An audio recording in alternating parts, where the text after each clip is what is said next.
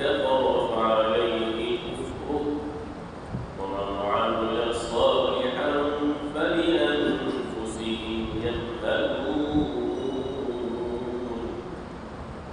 ليجزي الذين آمنوا وعملوا الصالحات من فضله إنه لا يحب الكافرين بارك الله لنا ولكم في القرآن العظيم ونفعنا وإياكم بالآيات والذكر الحكيم والاستغفار نبيل من سبيل المشرك ونستغفر الله الذي لا إله إلا هو الحي القيوم وأتوب إليه ولا حول ولا قوة إلا بالله العلي العظيم اللهم صل على محمد وعلى آل محمد كما صليت على إبراهيم وعلى آل إبراهيم إنك حميد مجيد اللهم بارك على محمد وعلى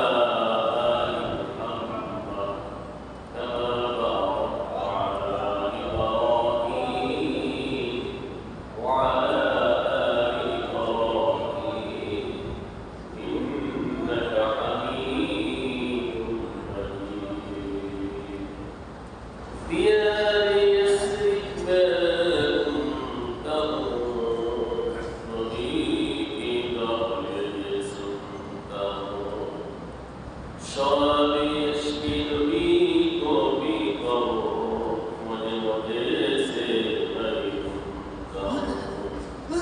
اللهم صل وسلم وبارك عليه اللهم افتح علينا حكمتك وانشر علينا رحمتك يا ذا الجلال والإكرام উপস্থিত সম্মানিত ইসলাম প্রিয় দিন প্রিয় কোরআন প্রেমী সুধীর আল্লাহ সুবহানাহু ওয়া তাআলা অসীম মেহেরবানিতে ব্যস্তময় দুনিয়ার ব্যস্ততাকে পিছনে রেখে মহাগ্রন্থ কোরআন কারীমের মায়াবী আকর্ষণে আসমানের সর্বশেষ সর্বশ্রেষ্ঠ মহাগ্রন্থ শাসক গ্রন্থ আলোকন কোরআন কারীমের বরকতপূর্ণ তাফসীরে আসার বসার সময় দেওয়া সুযোগটুকু আল্লাহ তাবারক ওয়া তাআলা আমাদেরকে দীক্ষা দান করেছেন আপনারা খুশি না বেজার খুশি আমরা সবাই খুশি সকল মাখলুকাত খুশি সকল সৃষ্টিজীব খুশি সকল আল্লাহ তাআলা খুশি সকল ফেরেশতারা খুশি এদের একজন ইবলিস শয়তান আসুন আমরা আমাদের মিলিত হয়ে রব্বে কারীমের দরবারে শুকরগুজার হই সবাই চরণ ধরে আলহামদুলিল্লাহ সমস্ত প্রশংসা সমস্ত স্তুতিগান বিশ্ব প্রতিপালক আল্লাহ সম্মানিত সুধী আজকে আমাদের ধারাবাহিক তাফসীর সূরাতুর রূম এর 51 নং আয়াত থেকে সূরাতুর রূমের 41 নং আয়াত থেকে 53 নং আয়াত পর্যন্ত তাফসীর হবে সূরাতুর রূমের 41 নং আয়াত থেকে 53 নং আয়াত পর্যন্ত অর্থাৎ পঞ্চম রুকু তাফসীর হবে ইনশাআল্লাহ আল্লাহ তাবারক ওয়া তাআলা সূরাতুর রূমের পঞ্চম রুকুর মধ্যে মানুষের পাপাচার মানুষের গুনার কারণে বিপর্যয় সমস্ত মুসিবত দুনিয়াতে আসে বলেন জলের স্তরে যত বিপর্যয় যত মুসিবত আপদ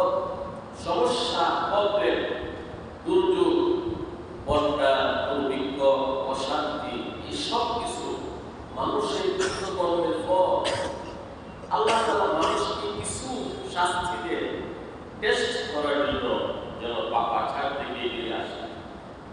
আল্লাহ রাব্বুল আলামিন আল্লাহর কুদরতের নিদর্শন বৃষ্টি প্রেরণ করে মানুষের উপকারের জন্য। বৃষ্টির মাধ্যমে যেভাবে উদ্ভিদ পড়ে হাসরের কঠিন পরিবেশে মানুষ কবর থেকে সেভাবে জন্ম হয়ে সৃষ্টি হয়ে আবার হাসরের মাঠে যাবে। আল্লাহ রাব্বুল আলামিন তাওহীদ ইত্যাদি সম্পর্কে আলোচনা করেছেন। আসুন আমরা সরাসরি তাফসীরে প্রবেশ করি। আউযু বিল্লাহি মিনাশ শাইতানির রাজীম। আমি আশ্রয় চাই আল্লাহর কাছে বিতাড়িত শয়তান থেকে। বিসমিল্লাহির রাহমানির রাহিম। শুরু করছি অত্যন্ত দয়াময় মেহেরবান আল্লাহর নামে সাহায্য কামনা করে। ظهر الفساد في البر والبحر بما كسبت أيدي الناس ليذيقهم بعض الذي عملوا لعلهم يرجعون। এরশাদ হচ্ছে জলভাগে স্থলভাগে মানুষের সহস্তে কর্মের কারণে বিপর্যয় দেখা দেয়। আল্লাহ তাআলা যেন মানুষকে তাদের আমলের কারণে কিছু শাস্তি আস্বাদন করান, অবশ্যই তারা যেন পাপ থেকে ফিরে আসে। সম্মানিত সুধী, আল্লাহ সুবহানাহু ওয়া তাআলা বলেন জলভাগে স্থলভাগে মহামারী, দুর্ভিক্ষ, বন্যা, অশান্তি এসব কিছু আসে শুধু মানুষের পাপাচারের কারণে। মানুষ যখন গুনাহ করে, পাপ করে, রব্বে কারীম অসন্তুষ্ট হয়ে যায়, নারাজ হয়ে যায়, তখন মানুষকে শাস্তি দেন। কেন? লাআল্লাহুম ইয়ারজিউন, যেন সে ফিরে আসে, তওবা করে। অন্যান্য আল্লাহ তাআলা বলেছেন ওয়ামা আসাবাকুম মিন মুসিবাতিন ওয়ামা আসাবাকুম মিন মুসিবাতিন ফাবিমা কাসাবাত আইদিন নাস ওয়া ইয়াফু আন কাসীর। সূরাতুশ শুরা 30 নম্বর আয়াত। আল্লাহ তাআলা বলেন এই পৃথিবীতে যত বিপর্যয়, মুসিবত, মহামারী, করোনা ভাইরাস, দুর্ভিক্ষ, অভাব অনটন, রোগ ব্যাধি, অশান্তি সবকিছু মানুষের পাপাচারের কারণে আসে, মানুষের গুনার কারণে আসে। সম্মানিত সুধী, পূর্বেকার যুগের মানুষ তাদের মুখ থেকে লাঠি পড়ে গেলে তারা ইস্তিগফার পাঠ করতেন। তারা মনে করতেন কি পাপটা যেন আমার হয়ে গেল, আমার লাঠি আমার হাত থেকে পড়ে গেল, অবশ্যই এটা আমার গুনার কারণে। তারা অপরাধী নিজেকে মনে করছে। আগেকার যুগে মানুষ হুজুক খেলে, কেন সে হুজুক খেয়েছে, উষ্টা খেয়েছে, অবশ্যই কোনো পাপ হয়ে গেছে, আল্লাহর কাছে ক্ষমা প্রার্থনা। তো আমাদের সমাজে, আমাদের দেশে, সারা ভূপৃষ্ঠে এই যে মহামারী, বিপর্যয়, অশান্তি, অশৃঙ্খলা, বিশৃঙ্খলা, কাফের মুশরিকের চাপ এবং সব দুর্নীতি, মহামারী, এই সব কিছু বিপর্যয় মানুষের পাপের কারণ। মানুষ যখন গুনাহ করে আল্লাহ রাব্বুল আলামিন এই দুনিয়াতে কিছু শাস্তি দেন, মানুষ যেন একটু বেরিয়ে আসে, এটা মানুষকে টেস্ট করার জন্য। আর তুমি গুনাহ করো না, কিন্তু মানুষ সতর্ক হয় না। হঠাৎ করে তার একদিন মৃত্যু এসে যায়। যখন মানুষের মৃত্যু এসে যায় তখন সে জাগ্রত হয়ে যায়। বলে সুবহানাল্লাহ।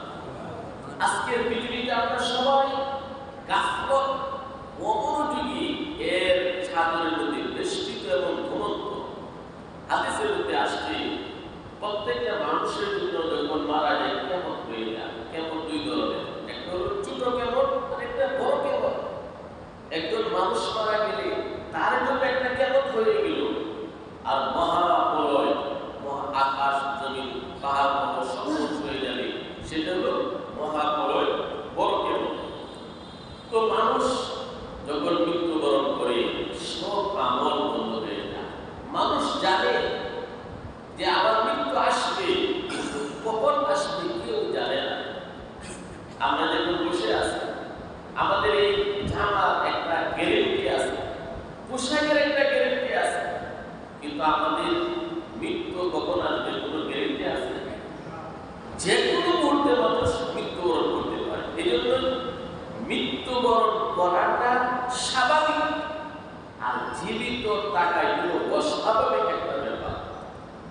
মৃত্যু তো আল্লাহর হাতে, কখন আসছে আমরা কেউ বলতে পারি না। এই জন্য মৃত্যুর জন্য সবসময় প্রস্তুত থাকা। আমার হাসর হবে, হিসাব নিকাশ হবে, কিন্তু এর পরিবর্তন গুনাহ করে, মিথ্যা বলে, পাপাচার করে, আল্লাহর হুকুম লঙ্ঘন করে। হাদিসের মধ্যে আসছে, একজন মানুষ যদি গুনাহ করে, তার জন্য ব্যভিচার করলো, দর্শন করলো, চুরি করলো, মাপে কম দিল, ওজনে কম দিল, মানুষের সাথে দুর্নীতি করলো, আল্লাহ রাব্বুল আলামিন যখন বৃষ্টি বন্ধ করে দেন, অনাবৃষ্টি, সকল মাখলুকাতের কষ্ট হয়, দুর্ভিক্ষ দেখা দেয়, সকল সৃষ্টিজীব এই গুনাহগারের উপর লানত করতে থাকে, বলে নাউজুবিল্লাহ। মানুষ যখন গুনাহ করে শুধু নিজের ক্ষতি করে না, সকল মাখলুকাতের ক্ষতি করে। মানুষ গুনাহ করার কারণে আল্লাহ রাব্বুল আলামিন বৃষ্টি বন্ধ করে দেন, অনাবৃষ্টি দেখা দেয়, দুর্ভিক্ষ দেখা দেয়। পশু পাখি তখন ওই ব্যক্তির প্রতি লানত করতে থাকে, তোমার কারণে আমাদের কষ্ট। এই জন্য আল্লাহ রাব্বুল আলামিন তার রাগ ক্রোধ তাদের প্রতি পতিত হয় যখন মানুষ গুনার মধ্যে নিমজ্জিত থাকে। তো আল্লাহ তাআলা বলেন, জলের স্তরে এই যে বিপর্যয়, এই যে দুর্ভিক্ষ, বন্যা, মহামারী, অশান্তি, এই সব কিছু মানুষের কামাই, উভয় হাতের কর্মের ফল, বলেন নাউজুবিল্লাহ। কামা তাদিনু তুদানু, যেমন কর্ম তেমন ফল। আপনি যদি ভালো আমল করেন, নেক আমল করেন, আপনার পরবর্তী প্রজন্ম এর সুফল ভোগ করবে। আপনি যদি গুনাহ করেন, আপনার পরবর্তী প্রজন্ম, সন্তান সন্ততি, তারা এর একটা প্রভাব, গুনার প্রভাব তারা পাবে। আল্লাহ রাব্বুল আলামিন এই দুনিয়ার মধ্যে যে পরিমাণ গুনাহ, তার কিঞ্চিত শাস্তি দেন, অনেক আল্লাহ তাআলা মাফ করে দেন, শতভাগ আল্লাহ তাআলা মাফ করে দেন, 0 আল্লাহ তাআলা শাস্তি দেন। সম্মানিত সুধী, এই দুনিয়া শাস্তি দেওয়ার জায়গা না, পুরস্কার দেওয়ার জায়গা না। শাস্তির জায়গা হলো পরকাল, জাহান্নাম, আর পুরস্কারের জায়গা হলো পরকাল, জান্নাত। দুনিয়ার মধ্যে শাস্তি এবং পুরস্কার দেওয়া জায়গা একটু লক্ষ্য করুন। হাদিস শরীফের মধ্যে আসছে, কোন বন্দা যদি বলে সুবহানাল্লাহ, সবাই বলুন সুবহানাল্লাহ। নবমণ্ডল ভূমণ্ডলের মধ্যে যে ফাঁকা জায়গা সবে পড়ে যায়, সুবহানাল্লাহ। এখন এই নবমণ্ডল ভূমণ্ডলের মধ্যে কি পরিমাণ ফাঁকা জায়গা!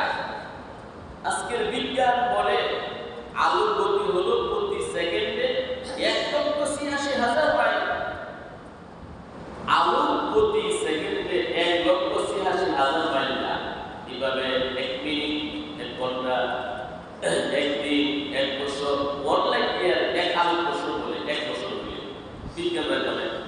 আরো বেশি দূরত্ব করার জন্য পারসেক শব্দ ব্যবহার করে। যাক, আজকের বিজ্ঞান বলে পৃথিবীর সূচনালগ্ন থেকে তারার আলো এই পৃথিবীতে আসতেছে, এখনো এমন অনেক তারা আছে যাদের আলো এসে পৃথিবীতে পৌঁছায়। সুবহানাল্লাহ। এই সৌরজগৎ, ছায়াপথে সবকিছু প্রথম আকাশে রয়েছে। তাহলে প্রথম আকাশ এবং জমিনের মধ্যে কি পরিমাণ বিশাল জ্ঞান, মহাশূন্য! একবার সুবহানাল্লাহ, আলহামদুলিল্লাহ তারা এই জায়গাগুলো পূর্ণ হয়ে যায়। কোন যখন বলে সুবহানাল্লাহ ওয়া বিহামদিহি ওয়াসাদালাকুম ফিল জান্নাত, সুবহানাল্লাহ ওয়া বিহামদিহি বললে জান্নাতের মধ্যে একটা তেজস্ক্রিয় সৃষ্টি হয়। 100 বছর দূর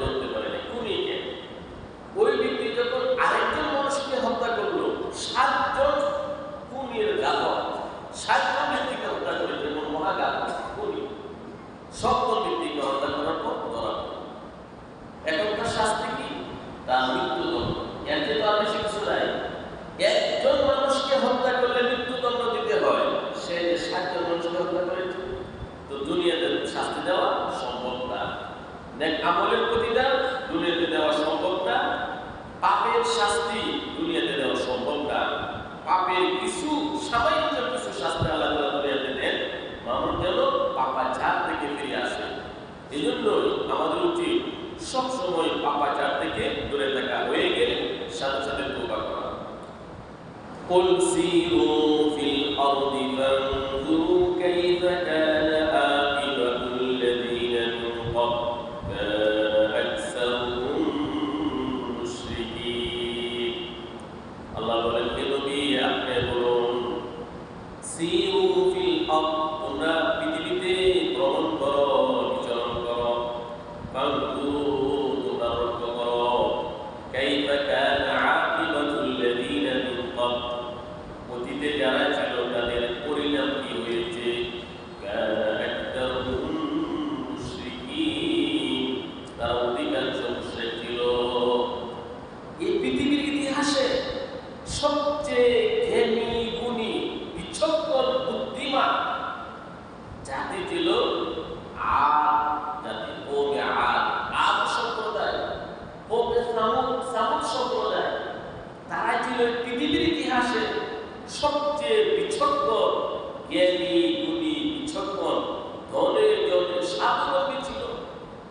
দুনিয়ার কোনো কাজে তারা অদক্ষতার পরিচয় দেয়নি, দক্ষতার পরিচয় দিয়েছে। সব কাজে তারা পারদর্শী ছিল, কিন্তু শিরক, কুফর, নাফরমানির মধ্যে তারা লিপ্ত ছিল। আল্লাহ রাব্বুল আলামিন অতীত সব জাতিকে আল্লাহ তাআলা অত্যন্ত লাঞ্ছিত, অপদস্থ করে আল্লাহ তাআলা ধ্বংস করেছেন। কওমে আদ, কওমে সামুদ, কওমে নূহ, ফিরআউন, কারুন, হামান, যত জাতি অতীতে অতিবাহিত হয়েছে আল্লাহ তাআলা এদেরকে ধ্বংস করেছেন। হে নবী আপনি একটু লক্ষ্য করুন, আপনি বলুন বিশ্ববাসীকে, তারা লক্ষ্য করুন তাদের শেষ পরিণামটা কি হয়েছে। পরিণাম ধ্বংস। সকল স্বৈরাচারী, জালেম, কাফের, মুশরিক অতীতে যারা ছিল তাদের পরিণাম, তাদের ধ্বংস অনিবার্য, লাঞ্ছিত হয়ে তারা ধ্বংস হয়েছে। আমরা যদি নবীজির যুগে দেখি, আল্লাহ নবীর যখন আবির্ভাব হয়েছিল মক্কার জমিনে, আবু লাহাব, উতবা, সাইবা, আবু জাহাল, এরা অনেক জ্ঞানী মানুষ ছিল, প্রভাবশালী ছিল, কিন্তু আল্লাহ রাব্বুল আলামিন বদরের প্রান্তরে অত্যন্ত লাঞ্ছিত, অপদস্থ করে আল্লাহ তাদেরকে ধ্বংস করে দিয়েছেন। বলেন আলহামদুলিল্লাহ। আল্লাহ তাআলা বলেন, ফানজুরু কাইফা কানা আকিবাতুল লাযিনা মিন ক্বাবল। হে নবী আপনি বিশ্ববাসীকে বলুন, তারা পিছনে একটু থাকা, তাদের পরিণামটা কি হয়েছিল একটু লক্ষ্য করুন। তারা অধিকাংশ ছিল মুশরিক। فأقم وجهك للدين القيم من قبل أن يأتي يوم لا مرد له من الله يومئذ يصدعون। পরিপূর্ণভাবে তুমি ইসলাম ধর্মের প্রতি, তুমি অভিমুখী হও, উদ্যত হও। ওই দিন আসার পূর্বে, যে দিন আর প্রত্যাখ্যান হবে না, নিশ্চিত আসবে কিয়ামতের পূর্বে, যেদিন মানুষ বিচ্ছিন্ন হয়ে যাবে, দলে দলে বিভক্ত হয়ে যাবে। এক দল যাবে জান্নাতে, আরেক দল যাবে জাহান্নামে। সমস্ত মানুষের মধ্যে আল্লাহ তাআলা দুইটা শ্রেণী করেছেন, ফারিকুম ফিল জান্নাতি ওয়া ফারিকুম ফিস সাঈর। এক দল যাবে জান্নাতে, এক দল যাবে জাহান্নামে, বিকল্প কোনো রাস্তা নাই। আল্লাহ তাআলা বলেন, কিয়ামত আসার পূর্বে পরিপূর্ণভাবে ইসলাম ধর্মে তুমি মনোনিবেশ করো। এটু যে পায়ের খাতা থেকে নিয়ে মাথার চুল পর্যন্ত তুমি ইসলামকে বাস্তবায়ন করো। ব্যক্তিগত জীবনে, পারিবারিক জীবনে, সামাজিক জীবনে, রাষ্ট্রীয় জীবনে, আন্তর্জাতিক পর্যায়ে সব জায়গায় ইসলামকে ফলো করো। ইসলামের অনুশাসন তুমি মেনে চলো। ইসলাম শুধু মসজিদের মধ্যে নয়, নামাজের মধ্যে সীমাবদ্ধ নয়। বিয়ে অনুষ্ঠানে ইসলাম আছে, ব্যাংক ব্যালেন্স করার সময় ব্যাংকের মধ্যে ইসলাম বিভিন্ন ব্যবসা বাণিজ্যের মধ্যে ইসলাম আছে। চুলা পাকঘর থেকে নিয়ে সংসদ ভবন পর্যন্ত ইসলাম আছে, এবং কোন স্থান নেই যেখানে ইসলাম নাই। আমরা শুধু দাড়ি টুপি, মসজিদ মাদ্রাসা, রমজান, হজ ওমরার মধ্যে ইসলামটা সীমিত করে দিয়েছে। আসলে বিষয়টা কিন্তু এমন না।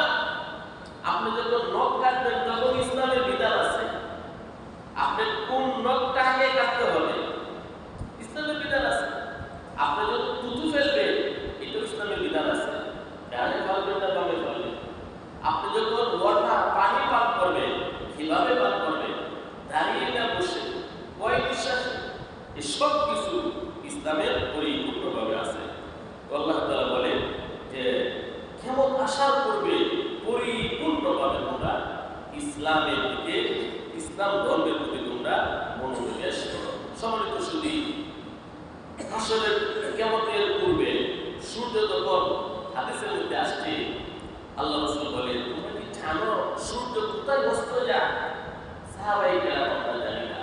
আল্লাহ রাসূল বললেন সূর্য আরশে আজিমের তলে গিয়ে আল্লাহকে সিজদা করে যতক্ষণ অস্তমিত থাকে আল্লাহর অনুমতি পায় সিজদা করতে থাকে। সূর্য আল্লাহর কাছে অনুমতি চায়, আল্লাহ যখন অনুমতি দেন আবার সূর্য ওঠে।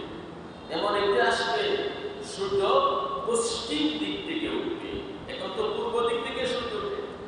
যখন পশ্চিম দিক থেকে সূর্য উঠবে তখন কোন মানুষের ঈমান আল্লাহর কাছে গ্রহণযোগ্য হবে না। বলে না, পশ্চিম দিক থেকে যখন সূর্য উদয় হবে ধলে ধলে মানুষ ইসলাম গ্রহণ করবে, কিন্তু তাদের ইসলাম গ্রহণযোগ্য হবে না, তওবা গ্রহণযোগ্য হবে না। মানুষের মৃত্যু যখন সন্নিকটে আসে, অন্তিম কাল শুরু হয়ে যায়, তখনও তওবা কবুল হয় না।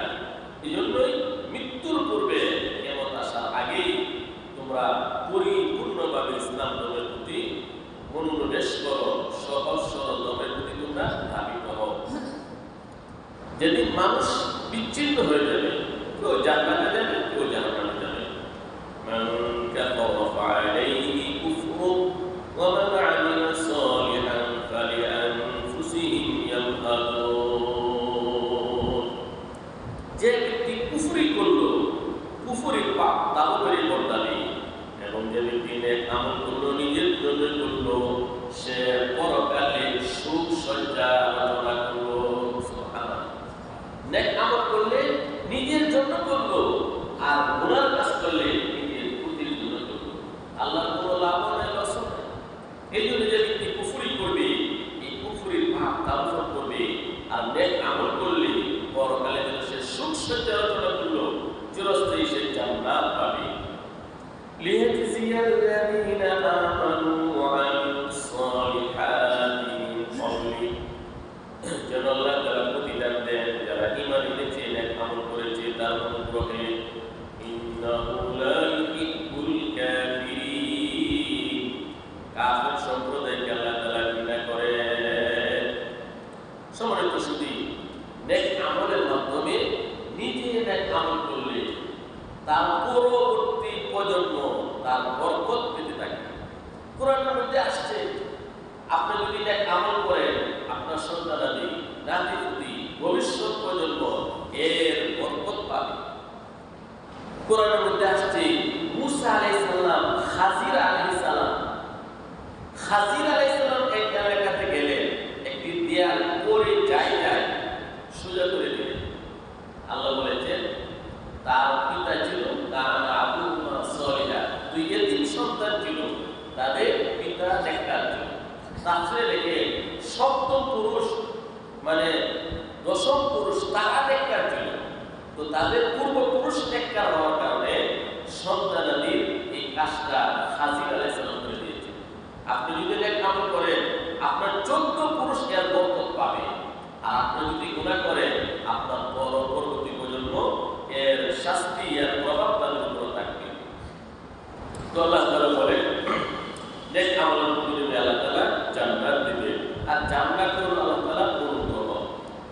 ওয়া মিন আয়াতিহি আন ইউরসিলা রিয়াহা মুবাশশিরাতিন ওয়া লিয়ুযীকাকুম মিন রাহমাতিহি ওয়া লিতাজরিয়া আল-ফুলকা বিআমরিহি ওয়া লিতাবতাগু মিন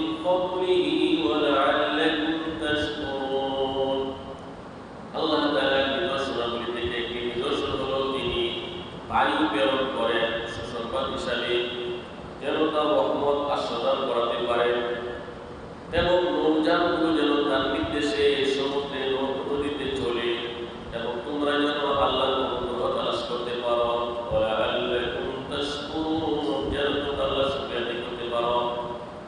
ওয়ালাকাদ আরসালনা মিন ক্বাবলিকা রুসুলান ইলা কওমিহিম ফাজাউহুম বিল বায়িনাতি ফান্তাকামনা মিনাল লাযীনা আজরামু।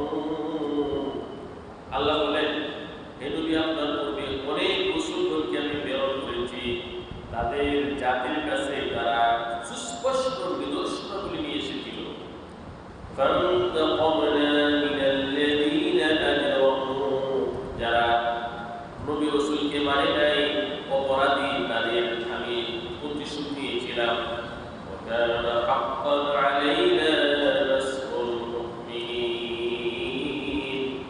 আল্লাহ বলেন, মুমিনদেরকে সাহায্য করা আমি আল্লাহর দায়িত্ব। সুবহানাল্লাহ।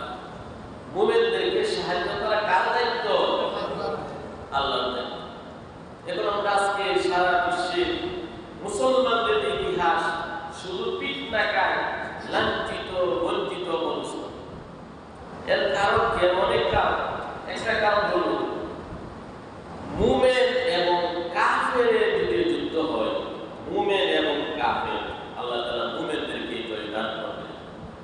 আর মুমিনদের মধ্যে যদি মুনাফিক থাকে, মুনাফিক মুমিন, তাদের মধ্যে মুনাফিক আছে আর কাফের, আল্লাহ তাআলা কাফেরদেরকে জয় দিবেন। তো আমাদের চরিত্র তো হলো মুনাফিক বাঁধা। পরিপূর্ণ ঈমান যদি আমাদের থাকতো, আল্লাহ ঘোষণা করেছেন, ওয়া কানা হাক্কান আলাইনা নাসরুল মুমিনিন। সম্মানিত সুধী, দ্বিতীয় হিজরিতে বদরের যুদ্ধ হয়েছিল। সাহাবায়ে কেরামের সংখ্যা ৩১৩ জন, অসুস্থ, ক্ষুধার্ত, নিরস্ত্র। আর কাফের বাহিনী আবু জাহালের সশস্ত্র ১০০০ মাঠের মধ্যে সারা বিশ্বে কাফের। সারা পৃথিবীতে একটা রব উঠেছিল, মুসলমানরা সমূলে ধ্বংস হয়ে যাবে, অনিবার্য পরাজয় বরণ করার কথা ছিল। আল্লাহ রাব্বুল আলামিনের অশেষ মেহেরবানিতে ৩১৩ জন নিরস্ত্র সাহাবায়ে কেরাম অভাবনীয় বিজয় দান করলেন। সুবহানাল্লাহ। এটা কিসের কারণে? ঈমানের কারণে। এই জন্য আল্লাহ তাআলা বলেছেন, ওয়ালা তাহিনু ওয়ালা তাহজানু ওয়া আনতুমুল আ'লাউনা ইন কুনতুম মুমিনিন। তোমাদের কোনো ভয় নেই, তোমাদের কোনো চিন্তা নেই, তোমরাই জয়ী হবে যদি তোমরা খাঁটি মুমিনের পরিচয় দিতে পারো। আজকে বিশ্বে মুসলমান লাঞ্ছিত, বঞ্চিত, পদস্থ, নিফাক, মুনাফিক মার্কা ঈমান। এই জন্য আল্লাহ তাআলা সাহায্য আসে। নতুন আল্লাহ ওয়াদা করেছেন, ওয়া কানা হাক্কান আলাইনা নাসরুল মুমিনিন। আল্লাহ বলেন, মুমিনদেরকে সাহায্য করা আমি আল্লাহর নৈতিক দায়িত্ব, আমার কর্তব্য। সুবহানাল্লাহ। আমরা যদি খাঁটি মুমিন হতে পারি, সর্বক্ষেত্রে আল্লাহর সাহায্য আমাদের পক্ষে আসবে। আল্লাহুল্লাযী ইউরসিলুর রিয়াহা আল্লাহুল্লাযী ইউরসিলুর রিয়াহা ফাতুসিবু সাহাবান ফায়াবসুতুহু ফিস সামাই কাইফা ইয়াশা ওয়া ইয়াজআলুহু কিসাফান ফাতারাল ওয়াদকা ইয়াখরুজু মিন খিলালিহি ফাইযা আসাবা বিহি মান ইয়াশা'u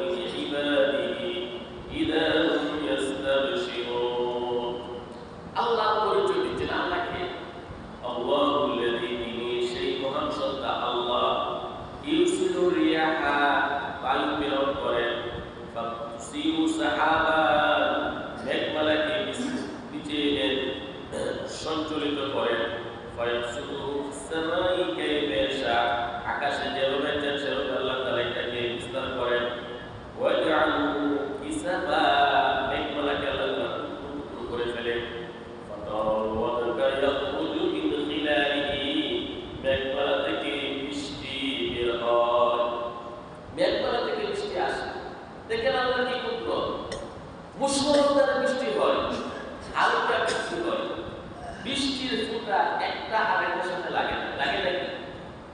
তো এইটা হলো আল্লাহ তাআলা একটা বিশেষ কুদরত। মেঘমালা থেকে আল্লাহ তাআলা বৃষ্টি দিয়ে فإذا أصاب به من يشاء من عباده অতঃপর আল্লাহ বান্দাদের যাকে চান এই বৃষ্টি পৌঁছে দেন। ইযা হুম ইস্তাবশিরুন তখন তারা আনন্দিত হয়ে যায়, সুসংবাদ করে। আল্লাহ রাব্বুল আলামিন এই পর্যন্ত কয় ফোঁটা বৃষ্টি হয়েছে আল্লাহ জানেন কি জানেন না? হ্যাঁ, আমাদের দাড়ির মধ্যে কি পরিমাণ চুল আছে আল্লাহ জানেন কি জানেন না? মাথার মধ্যে কি পরিমাণ চুল আছে আল্লাহ জানেন কি জানেন না?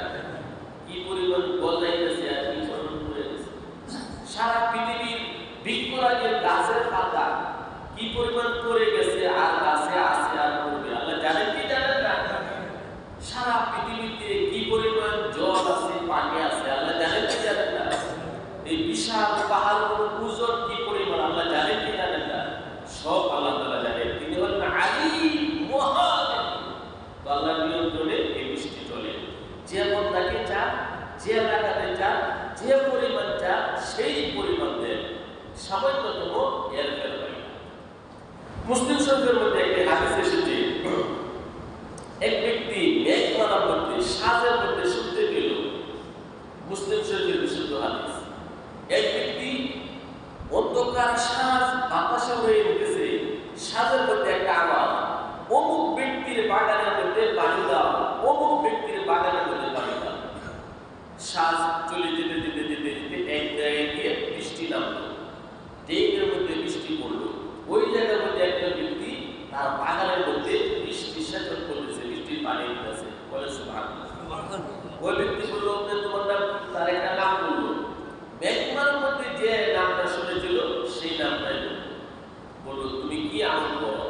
মেঘমালার মধ্যে তোমার নাম শুনলাম, এদিক সেদিক বৃষ্টি পড়লো না, শুধু তোমার জন্য বৃষ্টি। তখন সে বলল, আমি এই বাগানের যে ফসল 3 ভাগ করে তা 1 ভাগ দান করি, ধান করে দিই, সদকা করি, 1 ভাগ আমার ফ্যামিলির মধ্যে খরচ করি, আর 1 ভাগ এই বাগানের মধ্যে আমি খরচ করি। এই জন্য আল্লাহ তাআলা বিশেষভাবে তার জন্য বৃষ্টি ব্যবস্থা করেছেন। অতীতে অনেক যেমন ইতিহাস আছে, আল্লাহ নেককার বান্দারা আমার কাছে দোয়া চেয়েছেন, ডানে বামে কারো ক্ষেতের মধ্যে পানি নাই, বৃষ্টি শুধু তার ক্ষেতে বৃষ্টি বর্ষণ করেছে। এটা আল্লাহ তাআলার একটা বিশেষ রহমত। وَإِنْ كَانُوا مِنْ قَبْلِ أَنْ يُنَزَّلَ عَلَيْهِمْ مِنْ قَبْلِهِ لَمُبْلِسِينَ ইতিপূর্বে বৃষ্টি যখন বর্ষণ হচ্ছিল না তখন তারা ছিল নিরাশ। فَانْظُرْ إِلَى آثَارِ رَحْمَةِ اللَّهِ كَيْفَ يُحْيِي الْأَرْضَ بَعْدَ مَوْتِهَا إِنَّ ذَلِكَ لَمُحْيِي الْمَوْتَى وَهُوَ عَلَى كُلِّ شَيْءٍ قَدِيرٌ। শীতকালে যখন বৃষ্টি হয় না, অনাবৃষ্টি, মাটি শুকিয়ে যায়, উদ্ভিদ নাই, যখন কোনো বৃষ্টি হয়ে যায় বিভিন্ন ধরনের উদ্ভিদ মাটি থেকে পড়ে। তো আল্লাহ তাআলা বলে, যেভাবে উদ্ভিদকে আমি বৃষ্টির দ্বারা সৃষ্টি করি মানুষ মৃত্যুর পর কিয়ামতের মাঠে, সেইভাবে তারা জীবিত হয়ে মাঠে যাবে। ফানজুর ইলা আসারি রাহমাতিল্লাহ, আল্লাহ রহমতের দিকে তোমরা তাকাও। কাইফা ইউহিল আরদা বা'দা মাউতিহা, জমিন অনাবৃষ্টির কারণে যখন মরে যায় কিভাবে আল্লাহ তাআলা জীবিত করেন। ইন্না যালিকা লামুহিল মাউতা, নিশ্চয় আল্লাহ তাআলা মৃতকে জীবিত করবেন, সকল মৃতদেরকে আল্লাহ তাআলা জীবিত করবেন। ওয়া হুয়া আলা কুল্লি শাইইন কাদির, তিনি সর্ব বিষয়ে সর্বশক্তিমান। আল্লাহ তাআলা মৃতকে জীবিত করতে পারবেন কি পারবেন না? দৃঢ় বিশ্বাস, যার এই চিন্তা আছে যে আমার মৃত্যুর পর আবার আল্লাহ আমাকে জীবিত করবেন, আল্লাহর কাছে আমার হিসাব দিতে হবে, ওই ব্যক্তির নামাজ কাজা হতে পারে না, গুনাহ হতে পারে না। এরপর আল্লাহ তাআলা বলেন, ওয়ালাকিন আরসালনা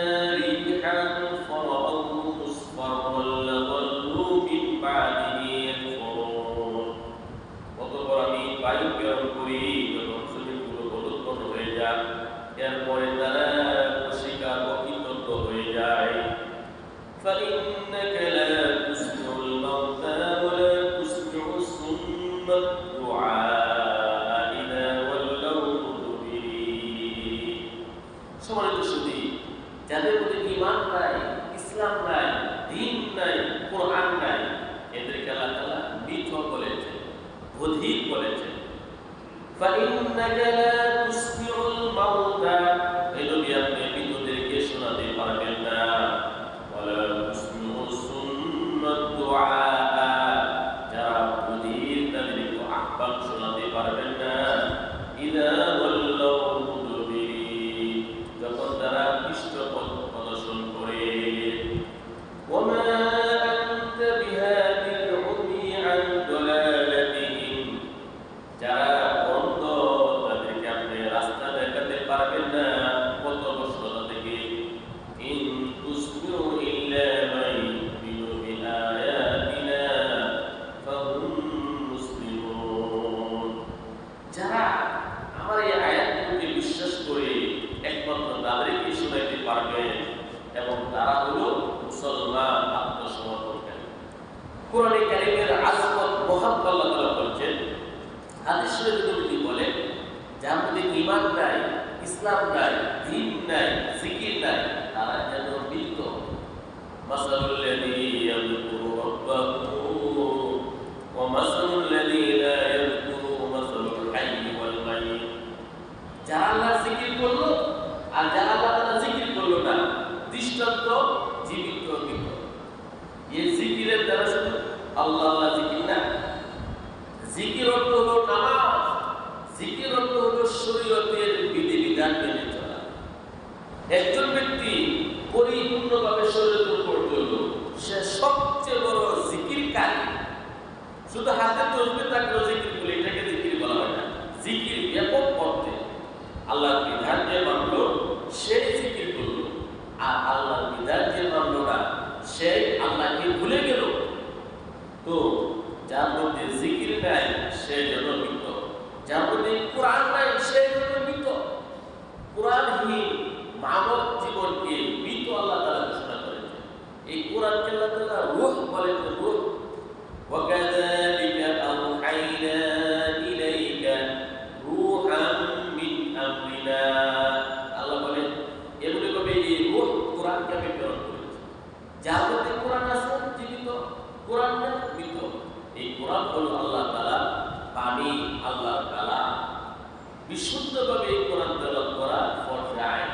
যে পরিমাণ নামাজের মধ্যে আমাদের লাগে, এই কোরআনে কারীমের একটা দেহ হবে, যুবকের মতো যুবক হবে। এই কোরআন আল্লাহর কাছে বলবে, আয় আল্লাহ আমি সুপারিশ করছি, তাকে তুমি জান্নাত দাও। কোরআনের সুপারিশ আল্লাহ তাআলা গ্রহণ করবে। এই কোরআন কবরে থাকবে, ফুলসিরাতে থাকবে, সব জায়গায় এই কোরআন থাকবে। এই জন্য কোরআনকে যারা মহব্বত করবে, অন্তরে লালন করবে, কোরআন তার পক্ষে দলিল হবে। হাদিস শরীফে নবী বলেন, আল কোরআন হুজ্জাতুন লাকা ওয়া আলাইকা, কোরআন তোমার পক্ষে দলিল হবে, তোমার বিপক্ষে দলিল হবে। কোরআন কোনো সময় নিরপেক্ষ থাকবে না। কোরআনের বিধান যারা মানতে চায়, কোরআন যারা মহব্বত করে, কোরআনের ব্যাখ্যা বিশ্লেষণ পড়ে, নিজে শুনে, তাদের সম্পর্ক কোরআনের সাথে আছে। অনেক মানুষ কোরআনকে ধরেই না, দেখতে চায় না, কোরআনের সাথে কোনো সম্পর্ক নাই, তাদের বিরুদ্ধে কোরআন ভূমিকার।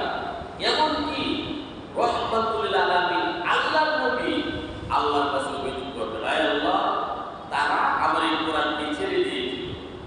ওয়াকালা রাসূল ইয়া রাব্বি ইন্না কওমি ইত্তাখাযু হাযাল কুরআনা মাহজুরা, আল্লাহ